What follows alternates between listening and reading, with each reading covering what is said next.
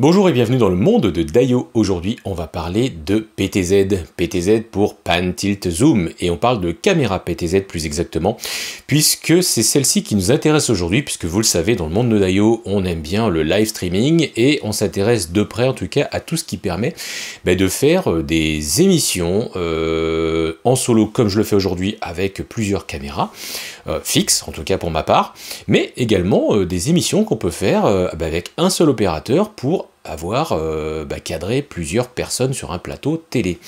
Donc on va parler des quelques gros fabricants de caméras PTZ qui sont prédominants sur le marché. On peut commencer en citant Panasonic, que l'on voit énormément sur l'ensemble des plateaux télé broadcast. Alors on a le modèle la plus connue du temps de la haute définition qui était la AW130 je crois. Mais nous avons depuis quelques temps maintenant la UOS50 qui est une caméra Ultra HD qui cartonne en fait et qui est vraiment très qualitative. Clairement Panasonic a fait un super produit. Le prix par contre ça pique. Donc effectivement, qui dit qualité en tout cas sur cette gamme de produits, dit de sortir effectivement un gros billet de son portefeuille. Alors dans l'univers des PTZ est arrivé un Challenger, et en Challenger, alors c'est pas un petit Challenger puisque le Challenger en question s'appelle Canon.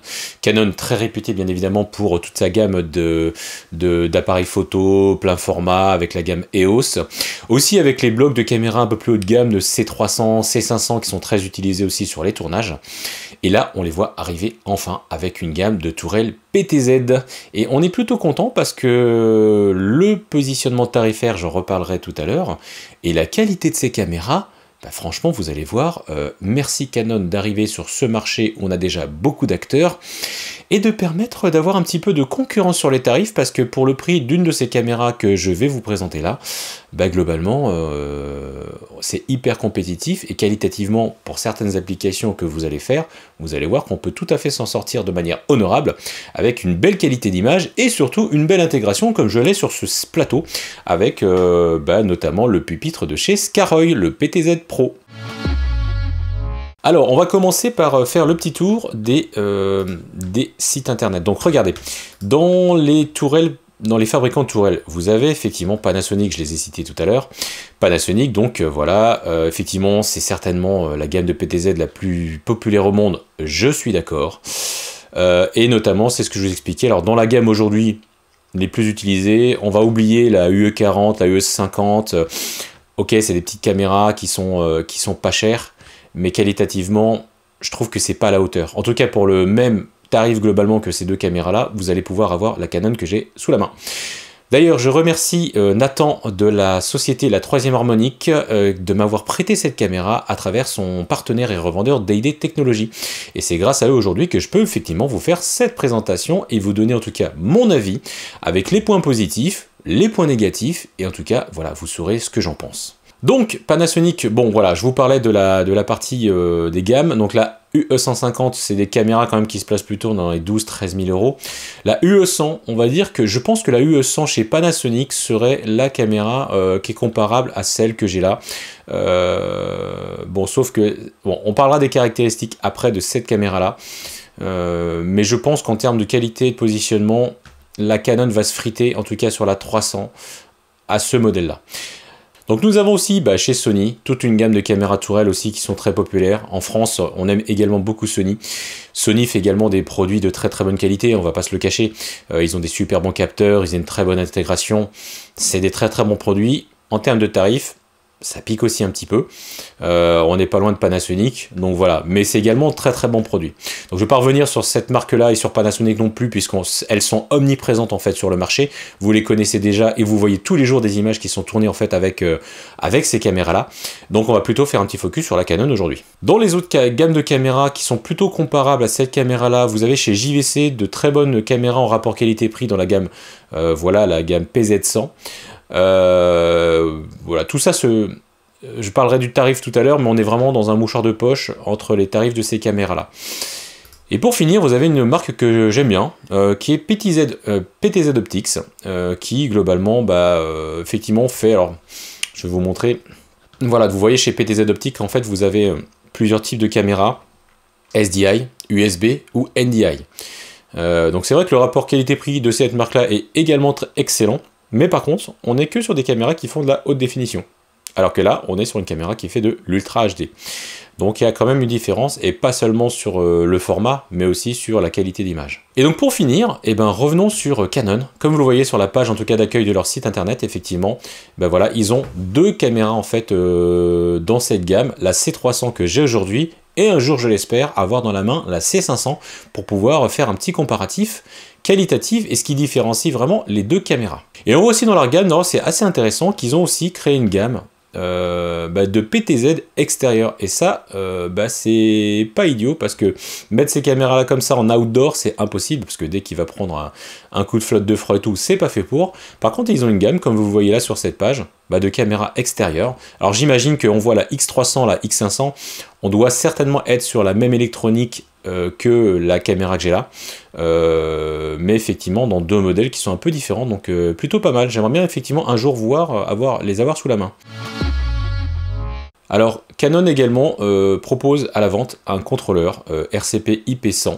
Voilà, mais je vous invite à plutôt regarder la vidéo que j'ai fait sur le contrôleur universel de caméra PTZ, le PTZ Pro de chez Scaroy, puisque là pour le coup avec ce contrôleur là, le jour où vous avez changé et jeté votre dévolu sur une autre marque ou sur une autre tourelle, vous serez content d'avoir un pupitre PTZ qui peut globalement bosser avec toutes les PTZ du marché, et ça c'est hyper important. Alors comme toutes les caméras IP PTZ, vous avez accès en fait à une interface web qui permet globalement, alors quand vous n'avez pas de pupitre comme celui-là et que vous voulez en tout cas faire des réglages sur le réseau, là je me suis logué tout simplement sur l'adresse IP de la caméra, et comme vous pouvez le voir sur ce menu, on a accès à plusieurs parties en fait, globalement plusieurs fonctions qu'on va retrouver en fait dans le contrôleur que j'ai là. Mais si jamais vous n'avez pas de contrôleur Scaroy, que vous n'avez pas de contrôleur Canon, et que vous voulez juste globalement dans une application fixe économiser le pupitre et faire quelques réglages, avec la télécommande qui est fournie, vous pouvez faire quelques réglages, mais vous ne pouvez pas accéder à tout ça. Il faut vraiment entrer dans le menu web pour globalement accéder à tous les paramètres qui sont hyper importants en fait sur le contrôle de l'image. Vous voyez que là on a accès effectivement à toute la partie réglage de la caméra. On a accès à la partie balance de couleurs avec vraiment un contrôle complet sur l'ensemble des RVB et tout ce qui va bien. On peut aussi toucher au format du gamin, l'espace colorimétrique, le type de vidéo. Ensuite on va avoir accès au sharpness, à la réduction de bruit, au master pédestal pour les noirs notamment. Donc voilà. La partie focus aussi, on peut déterminer effectivement si on est en autofocus comme c'est le cas là sur cette vidéo, ou si on ne se met pas en focus mode, et enfin on peut choisir là comme vous le voyez le type d'autofocus. Est-ce que c'est détection de face, donc de visage avec un tracking, comme d'ailleurs on le voit sur cette image là. On voit que mon visage effectivement est bien traqué par la caméra, j'ai beau me déplacer. Alors si je change le paramètre, si je fais face only, je pense que ça va suivre aussi. Je vois pas la différence entre face detection et tracking, alors peut-être que ça dépend du nombre de personnes que vous avez, s'il y a plusieurs visages. Je sais pas comment ils gèrent d'ailleurs, comme Apple le fait avec son iPhone, soi-disant la détection entre deux personnes qui ne sont pas à la même profondeur. Laquelle personne la caméra va-t-elle choisir pour faire la mise au point? Je serais curieux de le voir. Je pourrais pas vous le montrer sur cette vidéo-là, mais ça serait intéressant de savoir. Pour finir, vous avez des contrôles sur le, est-ce que vous voulez un zoom digital, l'option que je déconseille parce que ça fait vraiment une image dégueulasse. Et et puis après des paramètres plus sur l'accélération, du pan tilt, zoom. J'en avais parlé dans la vidéo sur le contrôleur PTZ Pro que j'ai à côté de moi. Vous pouvez effectivement déterminer si quand vous poussez le joystick à fond, ça va vite ou ça va doucement. Voilà, tiens, on voit même qu'il y a une fonction d'image stabilizer. Alors là, franchement, j'aimerais bien comprendre à quoi ça sert. Ouais, je vais même mettre un off pour tout vous dire. Enfin, alors c'est peut-être sur l'optique, j'en sais rien. Bon, je vais pas toucher dans le cadre de cette vidéo. Mais bon, généralement, les tourelles, elles sont sur des trépieds, elles sont fixes. Donc je vois pas trop à quoi ça sert un image stabilizer, honnêtement. Bon, faudra qu'on m'explique. Il y a peut-être un usage. En tout cas, si vous avez une idée d'utilisation de la stabilisation d'image sur une PTZ, n'hésitez pas à me le signaler en commentaire et de partager votre expérience. Ensuite, on peut mémoriser sur cette page-là des presets de position, et pas que de position d'ailleurs, parce que globalement, les presets mémorisent, en tout cas sur mon pupitre que je vous montrerai là, ça mémorise pas seulement positionnement pan-tilt-zoom, ça mémorise aussi tous les paramètres de réglage liés à l'image, notamment le gain, le shutter, le noise reduction, toutes ces choses-là, donc ce qui est plutôt pas mal. En tout cas, avec le Scaroy, avec l'interface web, je ne sais pas. Mais bon, voilà. Ensuite, vous avez accès à des paramètres plus qui sont liés au système, c'est-à-dire, vous pouvez, comme vous voyez là, déterminer si on est en Ultra HD, en HD. Alors, on peut faire de la HD à 50p sur cette caméra-là, auquel cas, il va effectivement falloir que je change de format. Et ensuite, je vais effectivement avoir d'autres paramètres. Alors, c'est pas dans le streaming, pardon, c'est pas dans le streaming. Vous allez pouvoir, si je clique sur 1920 par 1080, avoir accès à d'autres résolutions, et notamment du 50p. Bon, là, je vais pas le faire dans le cadre de cette vidéo puisque je tourne. Ensuite, vous avez accès, alors l'audio, vous pouvez rentrer une source audio extérieure, voire même alimenter un micro avec une alimentation 48 volts, par exemple. Votre caméra aussi est également capable de streamer sur plusieurs formats, soit en RTP, soit en HTTP, enfin bref. Bon, c'est pas des paramètres qui nous intéressent dans le cadre du monde de Dayo et ni dans l'exploitation sur de la régie de diffusion. Je pense que ces paramètres sont plus utiles dans des réseaux d'entreprise quand effectivement, ou des web caméras, vous savez, sur les stations de ski, en ce moment c'est l'hiver, quand vous voulez vous connecter en fait sur un navigateur. Bah oui, vous avez effectivement le stream qui part directement de la caméra vers le site web et vous pouvez le récupérer. Bon, c'est pas du tout l'usage de ce qu'on veut faire là. Nous, on cherche vraiment des caméras à utiliser sur le live streaming, sur les plateaux, et pas trop pour le côté corporate et institutionnel. Voilà, bon après il y a aussi une histoire de certificat de management, c'est pareil, ça ne nous intéresse pas, mais sachez que ça existe et que ça peut être très intéressant et très important, surtout dans certains environnements, quand on veut sécuriser l'accès à notamment ces petits joujoux. Alors on va regarder un petit peu maintenant ce qui se passe à l'arrière de cette caméra, puisque nous avons globalement, comme vous pouvez le voir sur ces images, donc un connecteur RS422, donc c'est plutôt pour le piloter, j'imagine avec des systèmes d'automates, plutôt des trucs destinés au monde de corporate. Ça nous intéresse pas trop. Alors vous avez une prise réseau effectivement qui est PoE. Donc comme toutes les PTZ, ce qu'on attend d'elle, c'est qu'on n'ait pas forcément besoin de tirer un cordon électrique. Globalement, la possibilité en fait d'alimenter électriquement la caméra avec du PoE, Power over Ethernet, c'est toujours hyper pratique. Donc en plus, ça véhicule et ça transmet du NDI HX. Donc c'est vrai que si on veut éviter d'avoir à tirer une alimentation électrique, voire un câble SDI, on peut tout faire en fait par le réseau. Ceci dit, ma préférence va quand même pour le SDI, puisqu'avec le SDI que l'on a en sortie de cette caméra, ou le HDMI bien sûr, nous aurons la meilleure qualité vidéo, parce que le NDI HX, même si c'est très pratique, je trouve que ça dégrade quand même pas mal la qualité d'image. Et pour un peu qu'on n'ait pas un super éclairage comme je l'ai sur ce plateau-là, ça va être assez crasse-pouille et dégueulasse en fait. Donc disons clairement les choses. HDMI ou SDI. On a une prise SDI 3G. Donc globalement, on est limité que à de la haute définition. Nous n'aurons pas de sortie en ultra haute définition en 12G.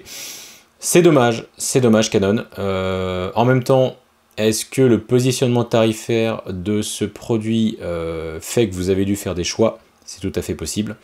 Je ne sais pas si sa grande sœur, en tout cas la 500, a du SDI 12G. On aurait aimé avoir du 12G sur cette caméra-là. Bon, ça sera de la HD, ok. Alors pour sortir en fait un signal Ultra HD, il va falloir vous brancher en HDMI à la sortie de cette caméra. Et donc là, sur l'HDMI, comme je le fais en fait sur mon enregistreur Atomos qui est sur mon bureau, là effectivement, je sors le signal en ultra haute définition que j'enregistre dans mon Atomos. Donc si jamais vous voulez faire transiter sur des longues distances du HDMI de cette caméra-là, il va falloir passer par l'étape convertisseur. Convertisseur type Blackmagic, Aja, vous en avez plein, du Decimator ou autre, et vous convertissez votre HDMI en SDI, et là vous le faites transiter sur des longueurs beaucoup plus importantes pour les brancher dans votre solution de réalisation et de mélange préférée. On a aussi un port USB, alors je crois qu'on peut brancher une clé USB pour peut-être enregistrer le stream dessus. Bon, on a des petits cavaliers à régler pour l'ID des caméras, parce qu'a priori on peut effectivement choisir, alors c'est peut-être je pense pour quand vous branchez ça en RS422 sur des systèmes un peu plus anciens qui ne savent pas gérer les caméras avec des adresses IP, là vous déterminez effectivement quelle est la caméra 1, 2, 3 ou 4 avec les petits cavaliers, c'est documenté en fait dans la notice par Canon. Il y a aussi un petit lecteur pour mettre une micro SD, donc globalement vous pouvez mettre une petite carte de stockage pour enregistrer directement sur cette carte.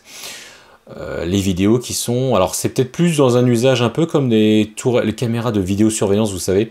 Vous pouvez déterminer effectivement si ça tourne en boucle et que ça efface et ça réécrase le contenu. Bon, moi j'y vois pas trop d'intérêt pour ce qu'on fait là dans notre univers, mais bon, sachez que ça existe. Il y a un lecteur micro SD pour mettre une carte micro SD dedans. Voilà, la caméra elle est fournie en fait avec une télécommande et une platine aussi, une platine pour globalement la fixer au mur ou sur quoi que ce soit d'autre comme support. Vous fixez la platine en fait au mur et tout et clac, vous accrochez ensuite la caméra dessus.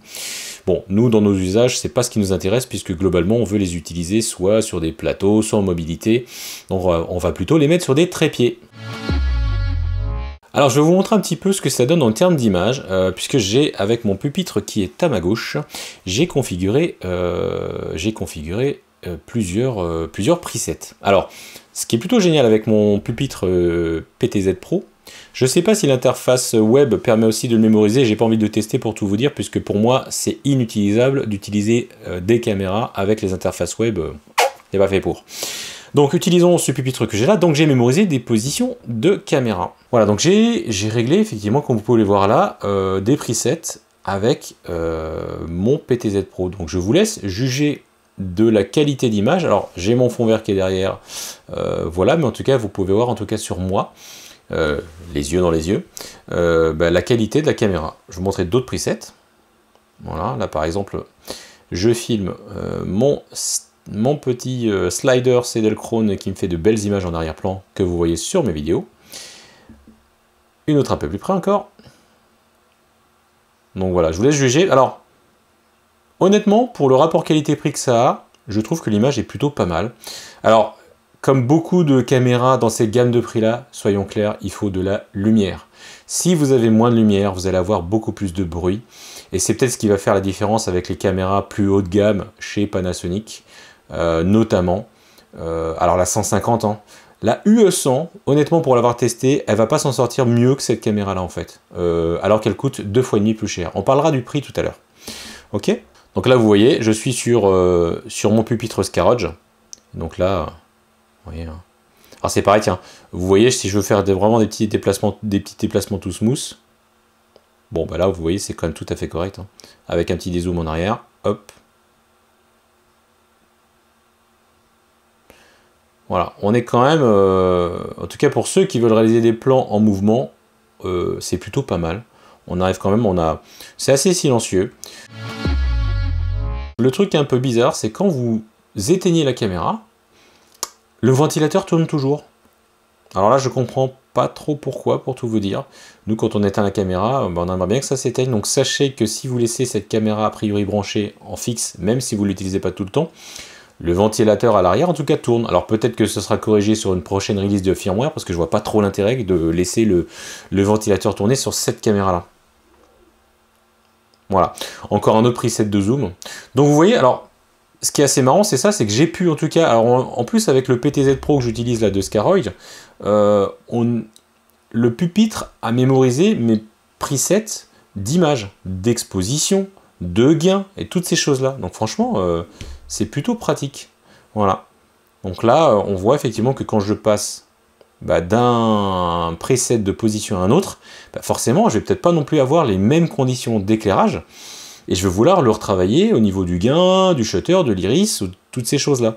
Donc effectivement, vous le voyez pas là parce que... Mais en tout cas, croyez-moi sur parole que quand j'appuie sur mon pupitre Scarroge, je vois effectivement les réglages qui passent de manuel à automatique. Enfin, j'ai fait un petit peu un espèce de gloubi-boulga de preset et franchement, ça fonctionne bien. En tout cas, en plus, on est sur une version alpha, c'est-à-dire une première version de contrôle de la Canon sur le Scarroge. Franchement, je trouve que ça marche quand même déjà super bien. Voilà. Donc, je vous laisse juger encore quelques petites images. Alors, on voit qu'il y a un petit peu de bruit quand même. Voilà, sur le Edelkrone, là, si vous faites attention, ça bruite un petit peu. On le voit sur le noir notamment, bien évidemment, parce que le bruit en fait est plus apparent sur les images sombres. Hein. Voilà, on zoome un petit peu en arrière. Et puis là, on peut revenir sur moi. Voilà, donc l'autofocus marche assez bien en fait. On l'a vu surtout tout à l'heure sur l'interface web, on voit que le face tracking a l'air d'être quand même assez efficace. Donc je sais pas ce que vous en pensez, mais là, avec cette image-là, en tout cas, éclairée avec mon setup de studio, je trouve que c'est tout à fait honorable, c'est honnête. Franchement, là, l'image que je vous mets, elle est pas retouchée. Et je ne la retoucherai pas, contrairement à ma caméra arrière et ma caméra de face pour le montage de cette vidéo. Donc là, vous pouvez vraiment juger l'image telle qu'elle de la Canon, qui rentre en fait dans mon enregistreur Atomos. Ok? Voilà. Et là, vous le voyez, là, je suis vraiment, je crois, sur le... Je peux encore zoomer, tiens, regardez. Voilà le niveau de zoom maximum que je peux avoir. Honnêtement, c'est propre. Hein. Regardez, je sais pas ce que vous en pensez, mais on est vraiment sur quelque chose qui est pas mal. Hein. Voilà, donc, si je vous montre par exemple, en faisant des retouches live, je me mets sur moi, regardez bien. Je vais par exemple toucher l'iris. Voilà, donc là, je suis en train de fermer un peu l'iris. Donc là, plus on ferme l'iris, alors je le vois un petit peu sur mon écran de contrôle. Hein. Là, on a forcément le bruit qui apparaît. Donc là, je vais repasser. Moi, j'ai plutôt tendance à essayer d'ouvrir l'iris le plus possible, sachant qu'on peut l'ouvrir à 2.8 en fait, hein, sur cette caméra-là. Au maximum en tout cas, mais tout dépend aussi du zoom. Je pense que on n'est pas à 2.8 sur toute la plage, hein, puisque je le vois hein, sur mon pupitre Scaroche, dès que je vais à 2.8 et que je machin, il revient à 3.7 en fait. Ça dépend vraiment du niveau de zoom. On va vérifier. Je zoome bien en arrière.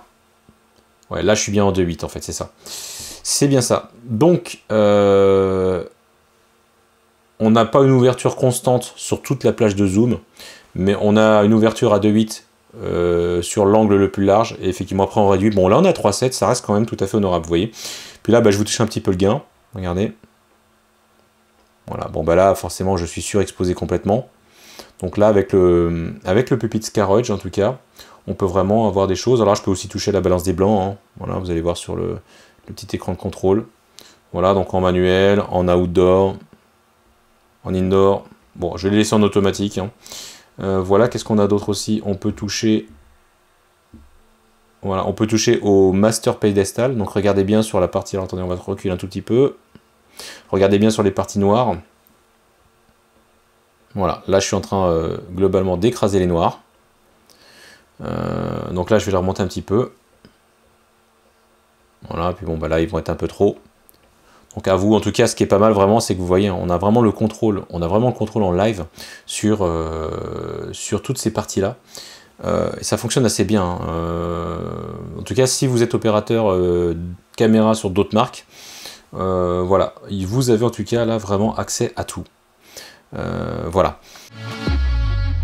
On va parler maintenant de positionnement de tarif sur cette caméra, puisque globalement, on la trouve à peu près entre 2500 € et 3000 € globalement.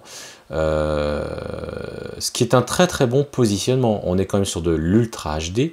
On a vraiment une qualité de finition qui est top. On a toutes les connectiques qui vont bien à l'arrière, sauf le SDI 12G.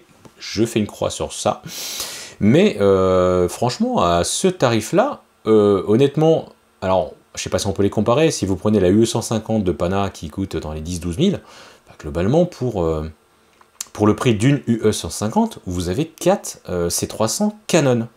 Donc après, c'est peut-être pas comparable pour les usages, la qualité, ok, mais si vraiment vous vous posez la question de faire un investissement qui est, à mon avis, raisonnable pour votre plateau, fixe ou mobile, peu importe, et là je remercie Nathan effectivement de m'avoir prêté cette caméra là, puisque lui dans sa société de prestation, c'est l'investissement et le choix économique qu'il a fait.